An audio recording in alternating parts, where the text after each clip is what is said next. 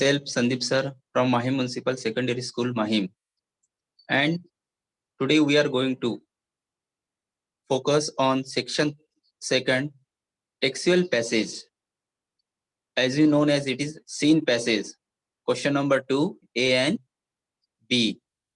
So आज जो हम पढ़ने वाले क्लास 10वीं के लिए सब्जेक्ट इंग्लिश मीडियम हिंदी, तो आज का हमारा जो टॉपिक है वो है टेक्सुअल पैसेज, क्वेश्चन नंबर 2 ए और बी, जो सेक्शन सेकंड में आता है।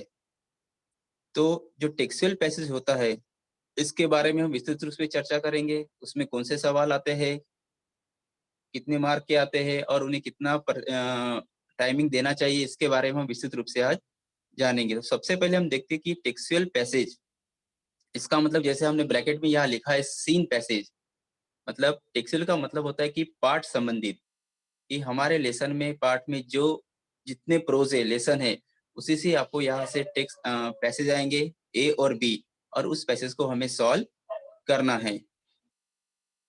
ओके स्टूडेंट, तो सबसे पहले हम जो हमारा टेक्सुअल पैसेज है उसे स्टार्ट करने से पहले हम देख सकते कि format of the activity sheet, कि हमारा जो पूरा फॉर्मेट है, जो इंग्लिश बोर्ड के लिए आप बहुत जल्द अभी एग्जाम के लिए प्रिपेयर हो रहे हो, आपकी एग्जाम आने वाली है, तो ये एग्जाम के लिए हमारा क्वेश्चन पैटर्न का फॉर्मेट क्या है, तो थोड़ा हम इसके बारे में हम जानेंगे और उसके बाद हम सेक्शन सेकंड टेक्सुअल पैसेज के बारे में स्टडी करेंगे।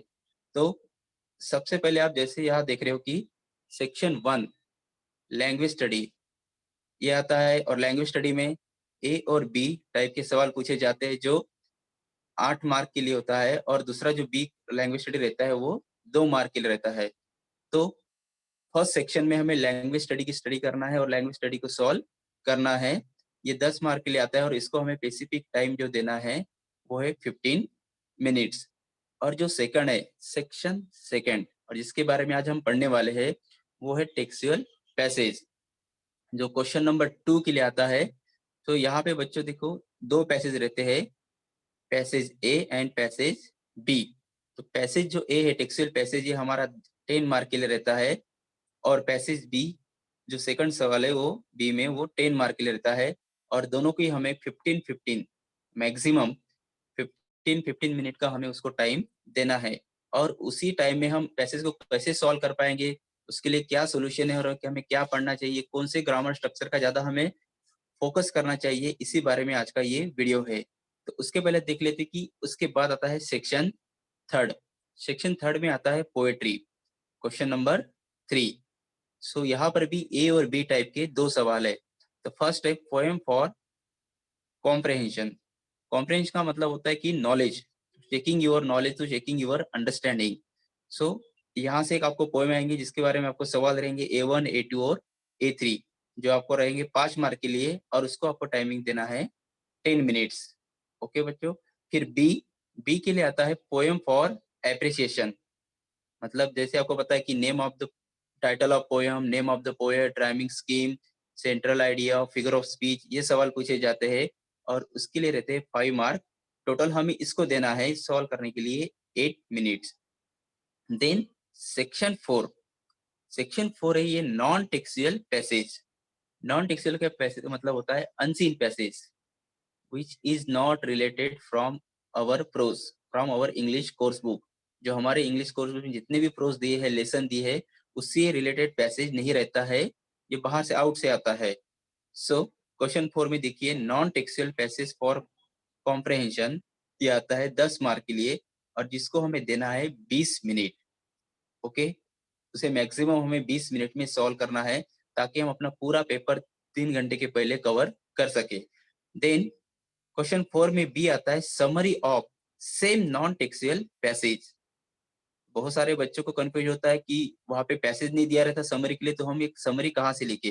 तो आपका जो क्वेश्चन 4 ए का जो पैसेज रहता है उसी पैसेज की समरी हमें बी में बनानी पड़ती है, जो हमें आता है 5 मार्क के लिए, और उसे हमें देना है मैक्सिमम 15 मिनट्स। ओके, ये हो गया सेक्शन 4। देन सेक्शन 5, सेक्शन 5 में देखिए हमें सबको पता है कि सेक्शन 5 में से राइटिंग स्किल स्टार्ट होती है, जिसमें question number 5 and question number 6। तो क्वेश्चन नंबर 5 में देखते हैं क्या आता है, लेटर राइटिंग। जिसमें आपको फॉर्मल लेटर और इनफॉर्मल लेटर दोनों में से आपको एक चॉइस करना पड़ता है, और आपको दोनों में से एक लेटर कोई भी लिखना पड़ता है, जो हमें आता है 5 मार्क के लिए, और जिसको हमें मैक्सिमम देना है 15 मिनट्स। देन बी आता है डायलॉग राइटिंग और स्पीच। तो डायलॉग राइटिंग आपको पता ही होगा, जंबल द सेंटेंस वहां पे आता है, कुछ सवाल आते हैं। देन एक्सचेंज ऑफ मीनिंग, वहां पे जो आता है ये डायलॉग राइटिंग, और उसको और आता है स्पीच, ड्राफ्टिंग द स्पीच। दो में से हमें कोई एक को चॉइस करना है, 5 mark, and it is also for maximum 15 minutes. Okay, question number 6, इसमें आता है informal transfer means one verbal to non verbal and non verbal to verbal. हमें दो में से किसी एक को चॉइस करके लिखना पड़ता है। It is for 5 marks and we have to solve it in maximum 15 minutes. इसे भी हमें 15 मिनट के भीतर इसको सॉल्व करना है। B, expand the theme. Expand the theme में हमें स्पेशली आता है न्यूज रिपोर्ट। जो न्यूज रिपोर्ट रहती है, जहां हमें हेडलाइन आती है और हेडलाइन के ऊपर हमें उसका न्यूज बनाना पड़ता है, और उसे और रहता है डेवलपिंग स्टोरी विथ बिगिनिंग और एंड। मतलब बोर्ड के एग्जाम में आपको कोई भी एक स्टोरी आएंगी जिसका बिगिनिंग के 2 सेंटेंस रहेंगे, और आपकी आगे की कहानी आपको कंसीडर करके आपको आगे लिखना है, और लास्ट के 2 लाइन आएंगे एंडिंग लाइन की, ऐसा ऐसा हुआ था। और आपको जो बिगिनिंग की स्टोरी है वो स्टार्टिंग से you have to create it your own way. Okay, and here is also write a suitable title. तो हमें यहाँ पे टाइटल भी लिखना बहुत जरूरी है। तो न्यूज रिपोर्ट नहीं तो स्टोरी, दो में से हमें एक चॉइस करना है, 5 mark, and we have also solve maximum 15 minutes. Then section 6, it is our last section, skill development, translation. ये तो बच्चों को सबको पता है, ट्रांसलेशन है, सब वर्ड्स आते हैं कुछ जिसको हिंदी में हमें ट्रांसलेट करना है, कुछ सेंटेंस आते हैं उसको ट्रांसलेट में करना है, कुछ प्रोवर्ब लास्ट में आते हैं, जो 3 में से हमें 2 को लिखना है, 1 को लिखना है, उसे हमें सॉल्व करना है। It is for 5 mark and 7 minutes. So ये हमारा टाइम कंज्यूम है, जो हमें लास्ट के 15 मिनट रिव्यू के लिए बचाना है, जिसमें हम अपने पेपर को चेक कर पाएंगे, हमें कोई सवाल छूटा तो नहीं है, इसके बारे में हम पूरा देख पाएंगे। सो ये है हमारा 180 मिनट्स, मतलब हम 3 घंटे में अपना पूरा पेपर विथ रिव्यू के साथ सॉल्व करते हैं। तो इसीलिए हमारे ये जो एक्टिविटी शीट है वो हमें पता रहनी चाहिए। सो आज हम जो पढ़ने वाले हैं सेक्शन सेकंड, टेक्सुअल पैसेज, जो हमें यहाँ 15 मिनट पहला पैसेज और सेकंड पैसेज जो 15 मिनट में सॉल्व करना है, वो हम कैसे कर पाएंगे ये हम आज देखेंगे। So student, today we are going to focus on section second, textual passage. और टेक्सुअल पैसेज का मतलब मैंने आपको बता दिया है, पाठ संबंधी सीन पैसेज, जो हमें प्रोज से रिलेटेड, हमारे कोर्स बुक से रिलेटेड हमें पैसेज आते हैं, और उसके ऊपर हमें आंसर लिखना पड़ता है। ओके, और यहाँ हमें नोट करने वाली बात यह है कि question number second A and B are from the passage, are from the prose lesson in the course book. वो हमारे कोर्स बुक से लेसन आते हैं। इस question carries total of 10 mark. मतलब जो आपको पहला पैसेज आएगा ए 10 मार्क के लिए, और जो आपको दूसरा सेकंड पैसेज आएगा वो भी आपको 10 मार्क के लिए आएगा, और दोनों भी सॉल्व करना कंपलसरी है। इस question has 5 activity of 2 mark is. So question number 1 में जो 5 एक्टिविटी रहती है, A1, A2, A3, A4 और A5, जिसके बारे में भी हम अच्छी तरह से आगे अभी देखेंगे कि उसमें क्या सवाल पूछे जाते हैं और उन्हें कैसे सॉल्व करना है। So, this question has 5 activity of 2 mark is try to attempt each passage within 15 minutes। तो ये बात तो मैंने आपको बता दिया कि हमें 15 मिनट में एक पैसेज को सॉल्व करना है। इस प्रकार से हम अपनी तैयारी करेंगे। So instruction for the comprehension section activity, यानी बच्चों को नॉलेज जानने के लिए, उसको अंडरस्टैंडिंग जानने के लिए जो हमें इंस्ट्रक्शन दिया गया कि हमें क्या फॉलो करें, हमें पैसेज हम किस प्रकार से जल्दी सॉल्व कर सकते हैं with in 15 minutes. So look at this, be familiar with each and every prose in the course books। मतलब कि हमें कोर्स बुक्स में जितने भी हमारे प्रोज है, लेसन है, उससे फैमिलियर होना है, उसको एक बार तो पढ़ना है और उसे समझना है। ये बहुत जरूरी है, क्योंकि ताकि हम प्रोज का अगर लेसन अच्छी तरह से पढ़ लेते हैं, पूरे प्रोज पढ़ लेते हैं जितना हमारा सिलेबस में है, तो हम कोई भी हमें पैसेज आता है, हम उस पैसेज को जल्दी अंडरस्टैंड कर लेते हैं, उसका मीनिंग निकाल लेते हैं, और हमें जल्दी उसके आंसर मिल जाते हैं। So be familiar with each and every prose. तो हमारे लेसन में जितने भी इंग्लिश कोर्स बुक में लेसन है, वो सारे लेसन से हमें फैमिलियर होना है. So you can you can save lots of time while answering the question based on textual passage.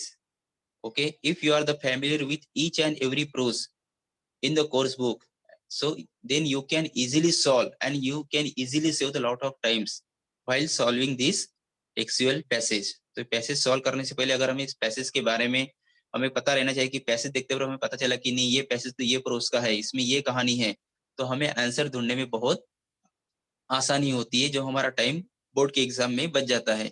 Second, solve all the question given in the margin side. Okay, तो अब हमें एग्जाम में अपना time बचाना है, save करना है, तो हम क्या कर सकते हैं? तो जब हम प्रोज पढ़ेंगे तो प्रोज में देखो आपको मार्जिन साइड में कुछ सवाल रहते हैं, क्वेश्चन रहते हैं, उस क्वेश्चन को हमें सॉल्व करना है, उस क्वेश्चन को हमें पढ़ना है विथ आंसर.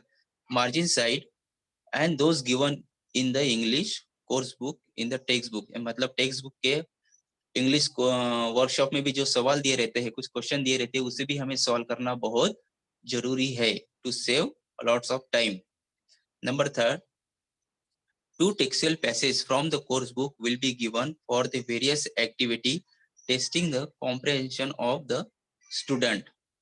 मतलब आपकी जितनी यूनिट है, यूनिट नंबर 1 2 3 4 रिड्यूस सिलेबस छोड़ के, तो उसमें से आपको 2 पैसेज आएंगे और and we have to answer it, हमें उसके आंसर लिखना है. Then last, there will be 5 activity per passage.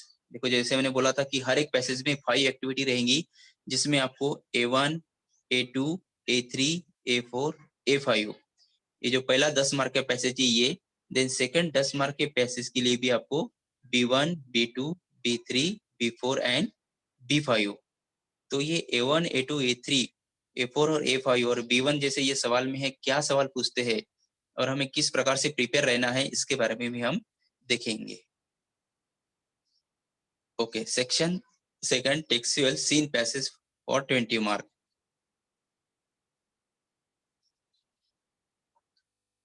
चलो बच्चों देखते हैं कि पहला ये A1 B1, हम दोनों पैसेज की हम अभी कंबाइन स्टडी यहाँ कर रहे हैं कि A1 और B1 जो हमारा पहला सवाल रहता है उसमें, सो हमारे A1 और B1 में कौन से सवाल पूछे जाते हैं, तो it is a depend on simple factual activity for 2 mark.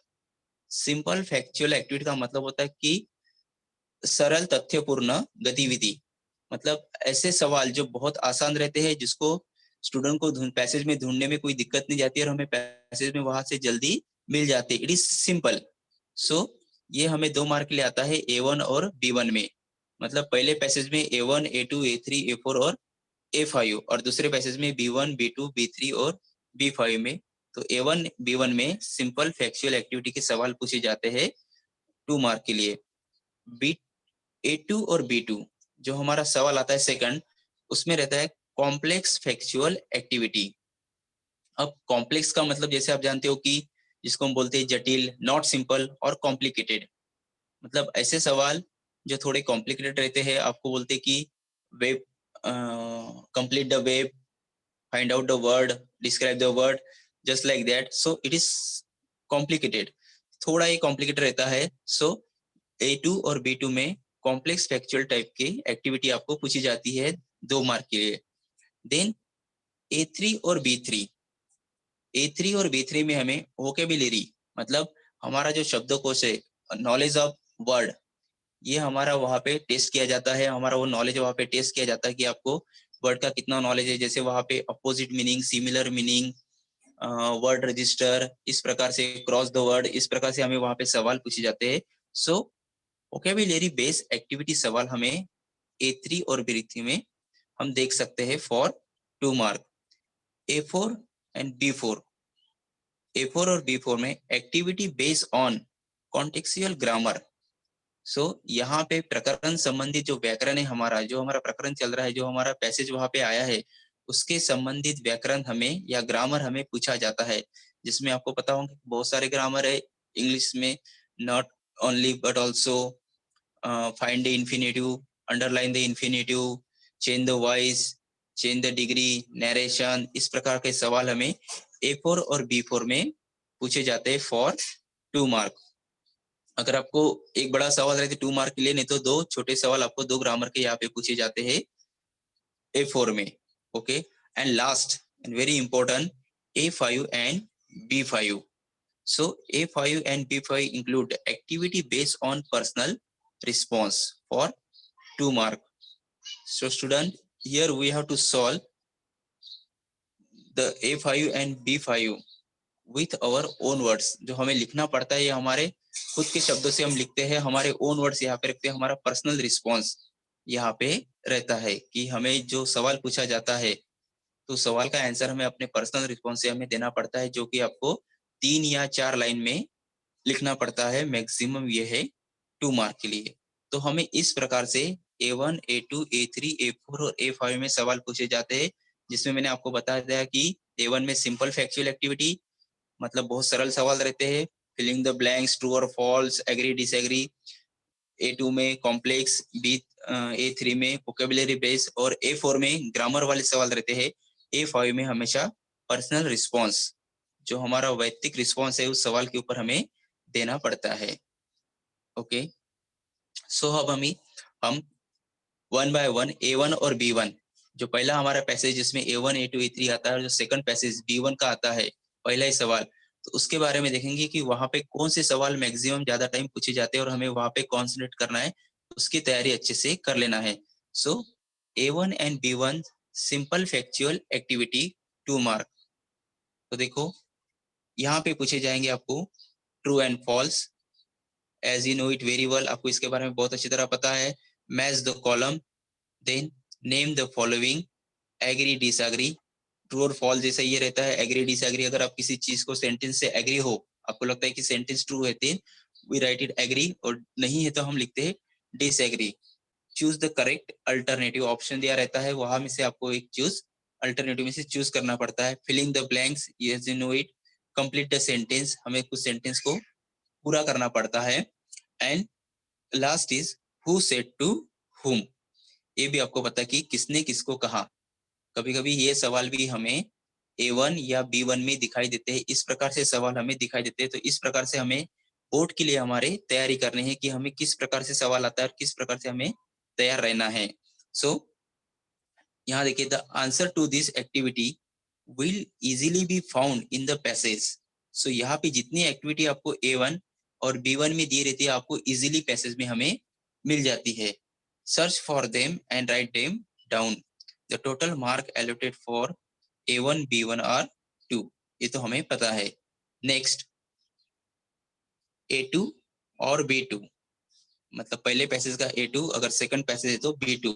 तो यहाँ पे सेम कॉम्प्लेक्स फैक्चुअल एक्टिविटी, जो मैंने आपको बताया कि there is some complicated question are here, it is not simple to solve it, but we have to solve the each and every question way if you read the passage very easily and if you know the this. तो हम इसको भी passage हम solve करेंगे। तो देखिए इसमें क्या पूछे जाते हैं, मेन कंप्लीट द फॉलोइंग। किसी चीज को आपको अधूरा दिया जाता है, हमें बोलते हैं कि उसे कंप्लीट करो।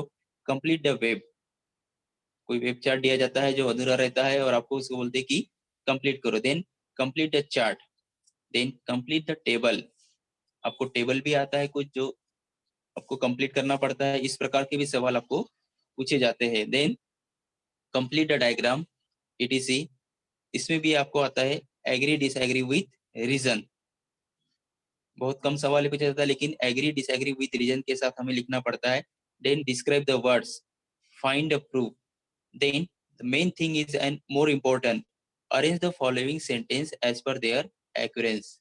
तो हमें ये जो है नाइन्थ वाला, इस पे हमें थोड़ा फोकस करना है कि ये बहुत बार एग्जाम में पूछा जाता है कि you have to given the 4 sentence in the jumble form and we have to write it in occurrence, means वहाँ के जो उसका सीक्वेंस है उसके अनुसार हमें उसको जंबल सेंटेंस को चेंज करके लिखना पड़ता है, उसको रीअरेंज करना पड़ता है। Okay, so the answer to this activity will be found in the different part of passage.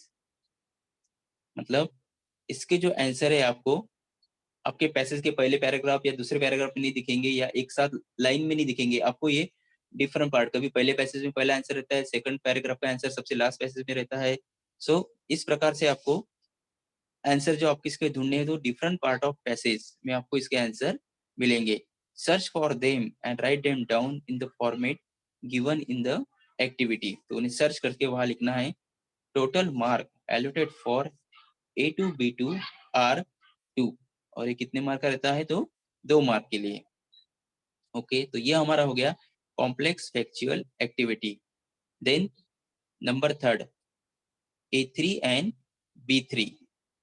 So A3 and B3, this question is based on vocabulary activity, vocabulary based activity, मतलब हमारी जो शब्दावली आधारित जो गतिविधि हमारी रहती है, नॉलेज ऑफ ग्लॉसरी, उसके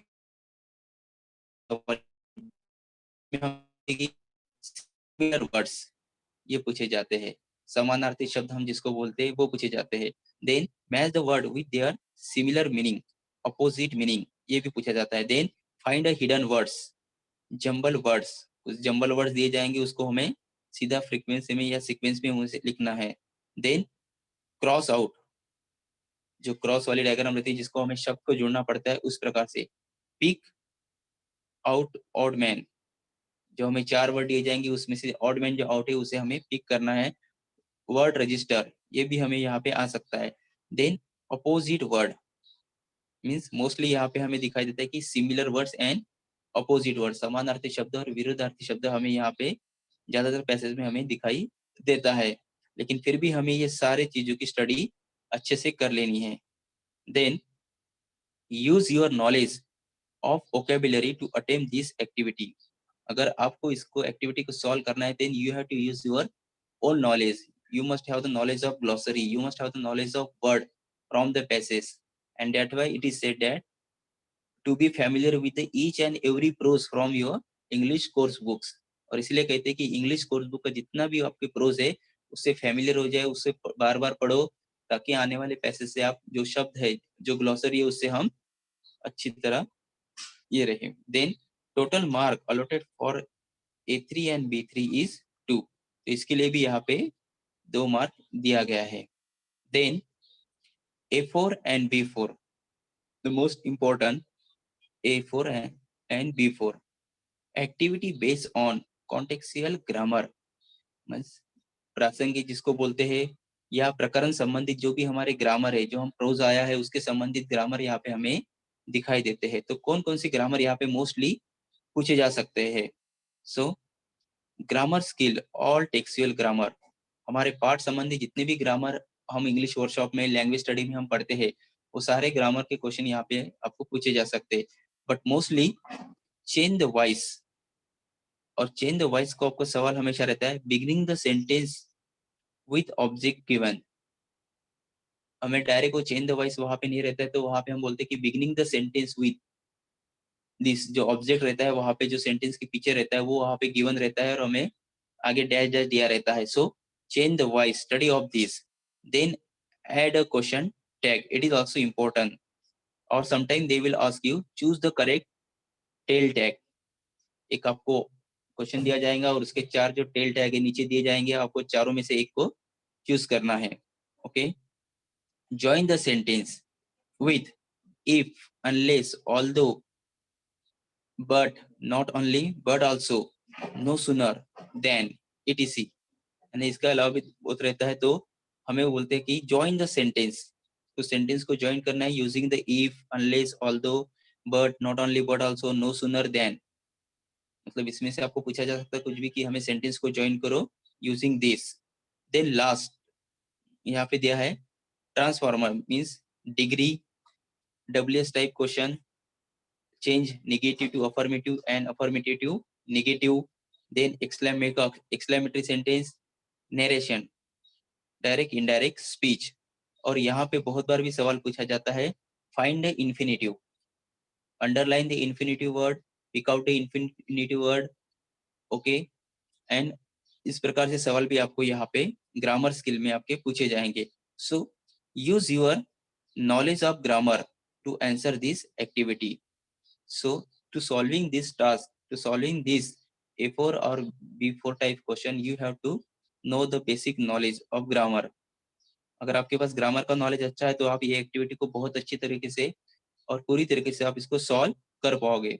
the total mark allotted for A4 and B4 are 2। तो A4 और B4 को भी 2 मार्क दिया गया है। Okay, and last one is A5 and B5। मतलब हमारे पहले पैसेज में आता है जो A1, A2, A3, A4 and A5। Okay, तो यहाँ पे रहता है activity based on personal response. तो यहाँ पे पर्सनल रिस्पॉन्स वाले एक्टिविटी हमें दिखाई देते हैं। So specially we have to use your imagination, our creativity and our expression. हम जो व्यक्त करते हैं, हमारी जो क्रिएटिविटी है, हमारी जो कल्पना है, हमें उसको उस पैसेज में उसको आंसर लिखते समय उसे एक्सप्लेन करना है। And sometime they will start there this question with helping verb, auxiliary verb, means just like do you like to playing cricket? Hmm? Do you like to help poor people? Just like that, yes or no type question भी यहाँ पे दिए रहते हैं और उसका हमें explanation भी करना पड़ता है। So think carefully and answer this activity in your own words. So हमें जो ये एक्टिविटी ये सॉल्व करनी है, इसके पहले think carefully, we have to think about the question. जो दिया हुआ क्वेश्चन है, जो प्रश्न दिया है, उसके बारे में हमें सोचना है और उसकी एक्टिविटी हमें अपने शब्दों में, activity in your own word, ये हमें अपने शब्दों में लिखना है। राइट अबाउट 3 और 4 सेंटेंस। तो हमें इसका आंसर जो है 3 और 4 सेंटेंस, मैक्सिमम 5 सेंटेंस में आपको लिख सकते हैं।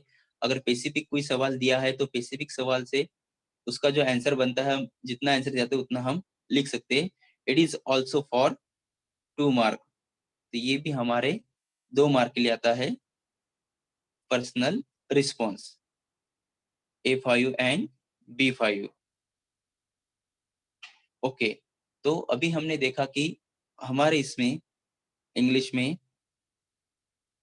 देखिए कि A1, A2, A3, A4, A5, then B1, B2, B3, B4 and B5 इस प्रकार से सवाल पूछे जाते हैं 2-2 मार्क के लिए। और इसके बारे में हमने एक्सप्लेनेशन में देखा है कि A1 में किस टाइप के सवाल पूछे जाते हैं, B1 में किस टाइप के सवाल हमें दिए जाते हैं, देन B2 में किस टाइप के सवाल दिए जाते हैं, देन A3 एंड B3 ये भी हमने देखा है कि A3 एंड B3 में hidden word, jumble the words, similar words, opposite words ये सब दिए जाते हैं। A4 B4 में ग्रामर बेस्ड क्वेश्चन यहाँ पे स्पेशली रहता है, वो भी हमें पता चल गया। देन A5 और B5 में it is our imagination, our creativity and our expression, ये हमारा यहाँ पे चेक किया जाता है। And we have to write it in our own words, तो हमें ये खुद के वर्ड से हमें इसको लिखना पड़ता है। तो इसके बारे में हम कुछ जैसे एग्जांपल लेंगे कि अगर एग्जाम में हमें बोर्ड के एग्जाम में पैसेज आता है तो हमें इसे 15 मिनट के अंदर ही कैसे सॉल्व करना है, उसके लिए हमें किस बातों पे फोकस देना चाहिए, क्या सवाल पहले पढ़ना है और पैसेज बाद में, कि पैसेज पहले पढ़ना है और सवाल का आंसर बाद में ढूंढना है, ये सारी एक्टिविटी हम देखेंगे। तो देखो स्टूडेंट यहाँ पे दिया है how to attempt this question. तो इस क्वेश्चन को हम कैसे अटेम्प्ट कर सकते हैं, इसको जल्दी कैसे सॉल्व कर सकते हैं। First, read the activity first. तो हमें क्या करना है, A1 और A2 जो स्पेशली हमारे सिंपल फैक्चुअल एक्टिविटी रहती है और कॉम्प्लेक्स फैक्चुअल एक्टिविटी A1 और A2 और मोस्टली A3, तो हमें we have to read this activity first. मतलब हमें पैसेज में जाने से पहले ये एक्टिविटी हमें इसको पहले पढ़ लेना चाहिए। Then read the passage carefully, और उसके बाद मतलब हमारी activity A1, A2, A3 mostly A1, A2, A3 अगर एक्टिविटी पढ़ने के बाद we have to read the passage very carefully. Okay, it is very important to understand the passage. Yeah, as you know that it is always important to understand the passage. If you understand it better, you can solve it very easily and you can also save the lot of times. अगर हम passage को understand कर लेते हैं, समझ लेते हैं, तो हम बहुत सारा टाइम बचा सकते हैं। और इसके लिए बोला गया है कि you have to familiar with each and every prose from your English course book. जितनी भी हमारे इंग्लिश कोर्स बुक में जितने भी प्रोज है, लेसन दिए हुए, उससे हमें फैमिलियर होना है, उसे एक बार पढ़ लेना है ताकि एग्जाम में, बोर्ड में जब भी कोई पैसेज आए we actually familiar with that passage. तो वो पैसेज पढ़ते बराबर हमें समझना चाहिए कि ये पैसेज ये लेसन का और इसमें ये स्टोरी है। Okay, if you have read the course thoroughly you will recognise and understand passage quickly. यहाँ पे बोला गया कि अगर आप कोर्स बुक में जितने प्रोज है आप अगर उसके थ्रू गए हैं, उसको पढ़ लिया है, then you will recognise and understand passage quickly. आप उस पैसेज को जल्दी समझ पाते हो और उसको जल्दी से अंडरस्टैंड कर लेते हो और आपका बहुत सारा जो समय है बच जाता है। सो यहाँ पे एक एग्जाम्पल दिया है कि हमें किस प्रकार से सॉल्व करना है। So section second, textual passage 20 mark. Question number 2, A, read the following passage and do the activity. इसका मतलब होता है कि नीचे एक आपको पैसेज दिया है एंड डू द एक्टिविटी, और जो आपको सवाल दिए हैं वो आपको सवाल को उससे सॉल्व करना है, जैसे A1 A2 A3 इस प्रकार से। तो जैसे यहाँ पे बोला गया कि रीड द एक्टिविटी फर्स्ट, तो हमें इस पैसेज पढ़ने से पहले हम क्या करेंगे कि ए एक्टिविटी को पढ़ लेंगे। जैसे यहाँ पे दिया है A1, state whether the following statements are true और फॉल्स। जो नीचे दिए हुए स्टेटमेंट है इसके भी देखो यहाँ पे आंसर मैंने सॉल्व करके दिया है, लेकिन हमें जब बोर्ड की एग्जाम हम सॉल्व करेंगे तो हम पहले क्या पढ़ेंगे, 1, जैसे यहाँ पे दिया है, young Helen did not try to put the pieces of doll together. देन यहाँ पे फिर से एक नंबर एक दिया रॉन्गली आया है, यहाँ पे 2 चाहिए, 2, the Helen felt sorry, the Helen, 1 minute,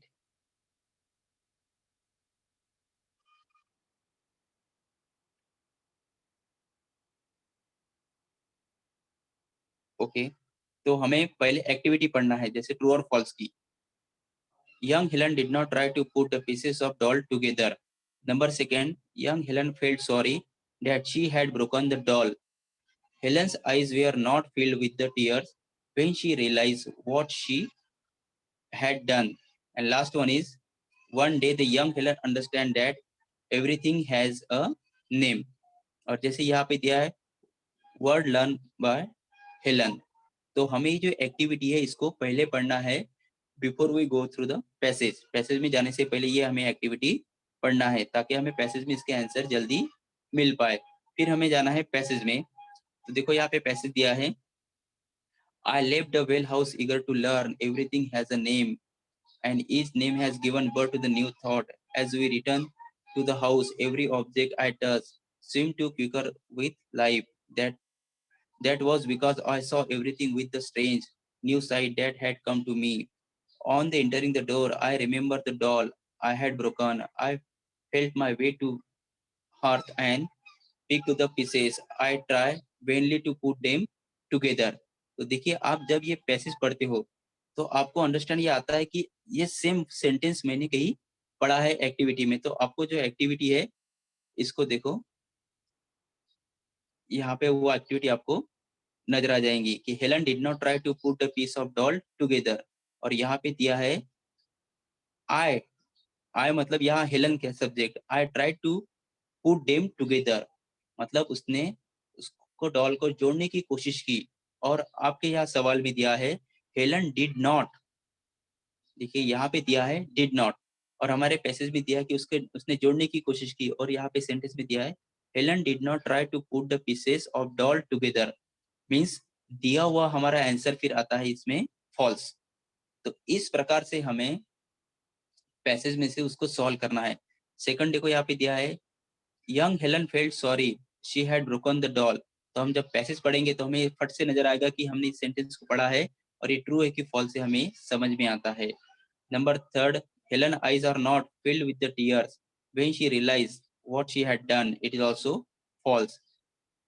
and last one, the young one day the young Helen understood that everything has a name। तो हम जब ये पढ़ते हैं तो हमें समझ में आता है कि हम कौन से लाइन में हैं और क्या है, तो इस प्रकार से हम इसके आंसर ढूंढ सकते हैं।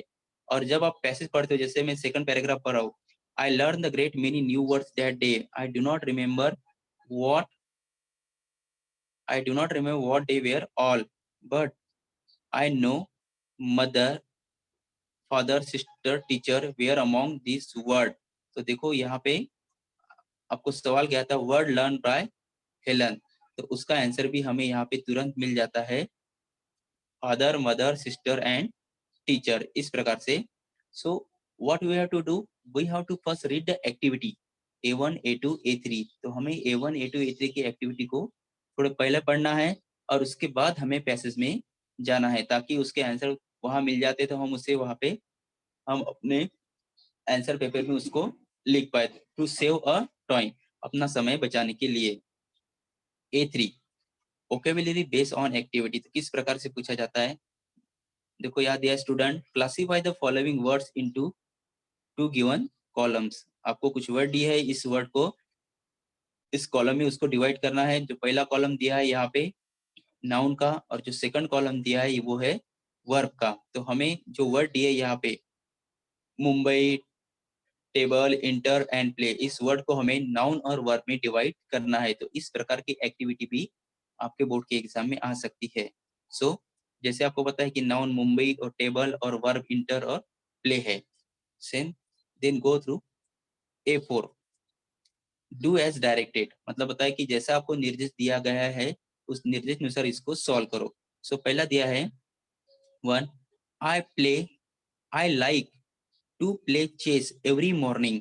और हमें क्या दिया है निर्देश, अंडरलाइन द इन्फिनिटिव वर्ड्स। तो हमें क्या करना है, इस इन्फिनिटिव वर्ड्स को हमें अंडरलाइन करना है। तो देखो यहाँ पे किया है आई लाइक टू प्ले, सबको पता है, सब ग्रामेटिकल स्कूल में सीखे होंगे कि इन्फिनिटिव 2+V1, ओके। तो हमें 2+ जो है प्ले, इसको हमने अंडरलाइन कर दिया, चेस एवरी मॉर्निंग, ओके। कभी कभी इसका सवाल आता है पिक आउट, बोलते कि इन्फिनिटिव वर्ड को बाहर निकालो, इन्फिनिटिव वर्ड को बाहर लिखो। कभी आता है कि अंडरलाइन द इन्फिनिटिव वर्ड्स, इस प्रकार से। Second, she learn many new words, और हमें निर्देश किया कि what you have to do, change the sentence into simple present tense. मतलब दिया हुआ ये जो सेंटेंस है इसे हमें सिंपल प्रेजेंट टेंस में चेंज करना है। तो देखिए यहाँ पे लर्न है, उसको यह लर्न्स सिंपल प्रेजेंट टेंस में उसको चेंज किया है। सो सबसे मेन A5 में किस प्रकार से सवाल रहते हैं और हमें कैसा लिखना है ये देखेंगे। Would you like to help disable people, मतलब बहुत सारे अपंग लोग रहते हैं, बहुत सारे डिसेबल पीपल रहते हैं। Would you like to help them, क्या तुम्हें उनकी मदद करना अच्छा लगता है।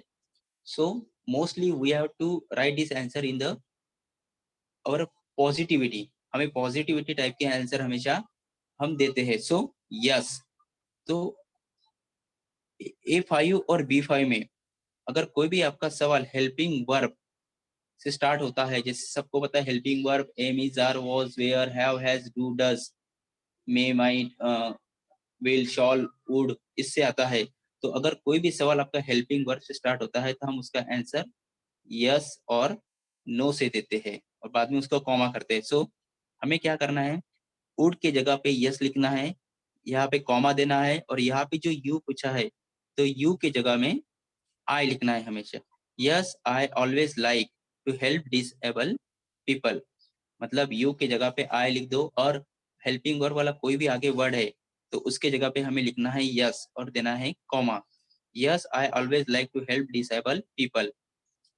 और बच्चों देखो सिर्फ यहाँ पे एक सवाल देखिए नहीं होता, तो यहाँ पे उसका एक्सप्लेनेशन भी हमें देना पड़ता है A5 और B5 में। तो यहाँ पे पूछा गया है how can you help them, तो आप उनकी मदद कैसे करते हो। देखो आंसर पूरा क्या लिखा है, yes I like to help disable people, I help them to cross the road if they were unable to cross it, अगर वो रोड कोई क्रॉस नहीं कर पाते तो हम उनकी मदद करते हैं। I try to help them in every possible way, जिस प्रकार से होंगे उस प्रकार से मैं उसकी मदद करने के लिए हमेशा तैयार रहता हूँ।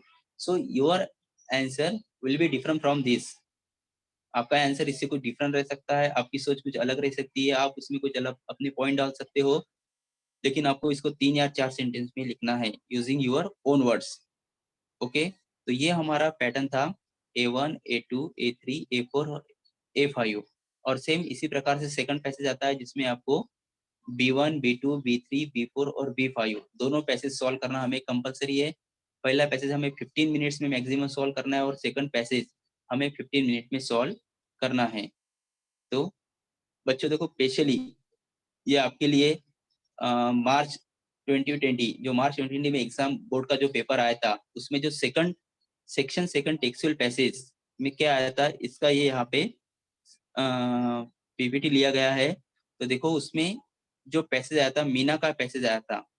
ओके, तो हमें क्या करना है, जब बोर्ड में ऐसा आता है तो हमें first we have to go through passage. तो हमें पहले ये पैसेज जो है, पैसेज में जाने से पहले तो हमें जो इसकी एक्टिविटी है, जो ट्रू और फॉल्स पूछा गया है, 1 मिनट, 1 2 3 4, तो हमें पहले इसको रीड करना है। सिंपल इससे इसको रीड करके रख दो। उसके बाद जो A2 वाले एक्टिविटी है, अरेंज द सेंटेंस, हमें A2 वाले एक्टिविटी को थोड़ा फास्टली इसको रीड करके रखना है। और A3 वाले एक्टिविटी जो हमारी वोकेबुलरी बेस्ड एक्टिविटी रहती है, इसे भी हमें रीड करके रखना है। सो ये एक्टिविटी रीड करने के बाद हमें जाना है पैसेज में। तो ये जो पैसेज है हम जो पढ़ेंगे, तो उसके बाद हमें पता चलेगा कि इसका आंसर ट्रू है कि फॉल्स है। सो मोस्टली ट्रू फॉल्स के इसमें क्या होता है कि जैसे यहाँ पे दिया है, Meena choose beggar as a role model. अगर सेंटेंस को, पैसेज के सेंटेंस को एज इट इज दिया गया है, ओके, कभी हो सकता है कि सब्जेक्ट की जगह वहां पे प्रोनाउन रहे और यहाँ पे आपको सब्जेक्ट का नाम दिया जा सकता है। सो सेंटेंस जैसे एज इट इज रहे, उसका मीनिंग सेम निकलता हो, तो हमें हमेशा सेंटेंस हमारा रहता है ट्रू। ओके, अगर कुछ सेंटेंस में जैसे दिया there was traffic on the road, और हमारे पैराग्राफ में दिया है कि जैसे देखो, however what I saw from the window the beggar playing on the road because there were no traffic. Okay बच्चे, देखिए यहाँ पे दिया है no traffic, there was no traffic, यहाँ पे दिया है, सबको दिखाई दे रहा है। और हमारा जो सेंटेंस है सेकंड, इसमें दिया है देयर वाज ट्रैफिक, और हमारे पैसेज में दिया है नो ट्रैफिक, और यहाँ पे दिया है ट्रैफिक। तो हमें हमारा जो सेंटेंस है ये फॉल्स है, ये हमें इस प्रकार से समझ में आता है। तो हमें इस प्रकार से ट्रू और फॉल्स निकालेंगे। सो देन सेकंड है, जिसके बारे में जब भी हम बात कर रहे थे कि arrange the following sentence as per their sequence occurred in the passage. So arrange the sentence, इसमें क्या करना है कि हमें 4 सेंटेंस दिए गए हैं, 1 2 3 4, और चारों सेंटेंस ये जंबल फॉर्म में दिया है। जंबल फॉर्म का मतलब होता है कि उनका सीक्वेंस जो है आगे पीछे कर दिया गया है। और जब हम इसका आंसर लिखेंगे, तो उस सारे सेंटेंस को सीक्वेंस में लिखेंगे, उसको उसके अनुसार लिखेंगे, स्टोरी के अनुसार। तो इस प्रकार का जब भी हमें कुछ सेंटेंस आता है, जैसे यहाँ पे पहले दिया है कि मीना चेंज हर एटीट्यूड टुवर्ड लाइफ, तो देखिए हमें पैसेज में ये सेंटेंस ढूंढना है और इसे क्या करना है, अंडरलाइन कर देना है। सेकंड सेंटेंस देखो, Meena felt ashamed her self, तो देखो I felt ashamed of my self, 2 sentence मिले। और यहाँ पे the beggar and the young girl were playing on the road. Okay, यहाँ पे ऊपर क्या होगा, देखो the young girl were playing on the road, ये सेकंड इसमें दिया है।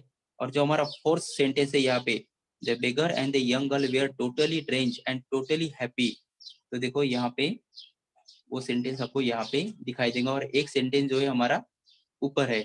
तो फिर हमें क्या करना है, जिस प्रकार से हमने सेंटेंस को अंडरलाइन किया वैसा उसका सीक्वेंस बना दो। मतलब इसको पहले अंडरलाइन किया number 1, number 2, then it is number 3 and it is number 4। So it is very easy to solve. हमें सेंटेंस को देखना है, उसको पैसेज में जैसे का वैसे पढ़ना है, उसको अंडरलाइन करना है, और जिस प्रकार से हमने उसको पैसेज में अंडरलाइन किया उस प्रकार से उसको नंबरिंग देना है। ओके गाइस, दे यहाँ पे दिया है मैच द सिमन्स, का मतलब होता है कि similar words. So it is use और वोकेबुलरी, ये हमारे ग्लॉसरी के बेस हमारे सवाल रहते हैं। तो यहाँ पे हमारी ग्लॉसरी बहुत स्ट्रांग रहनी चाहिए, अच्छी रहनी चाहिए। इसके लिए हमें पैसेज थ्रू जाना पड़ेगा। इसके लिए हमें जो हमारे कोर्स बुक के प्रोज है उसे भी हमें अच्छी तरह से रीड करना पड़ेगा। तो इसके आंसर यहाँ पे दिए है A4। देन यहाँ पे टाइम टाइम होने है सर, 2 मिनट बचे। Okay sir. सो इस प्रकार से हमारा ये सवाल रहता है। देन बी एक्टिविटी देखिए, read the passage and do the activity. तो ये सेम पैसेज है, इसका वेब चार्ट देखिए इस प्रकार से आता है एग्जाम में, एंड B5 इस प्रकार से। सो बच्चों, आज हमने पढ़ा है question number 2, textual passage. Question number 2 textual passage, इसमें A1 A2 A3 A4 और A5 के बारे में पूछा जाता है, और उसको किस प्रकार से सॉल्व करना है हमने ये भी देखा है। मैं आशा करता हूँ कि आपको ये अच्छी तरह से समझ में आया होगा, और आप 15 मिनट के अंदर उस पैसेज को सॉल्व करने की कोशिश जरूर करोगे। अगर आप में से किसी बच्चे को कोई दिक्कत है, कुछ सवाल पूछना है, तो आप पूछ सकते हो। हाथ उठाओ बेटा, किसी को कुछ पूछना है तो।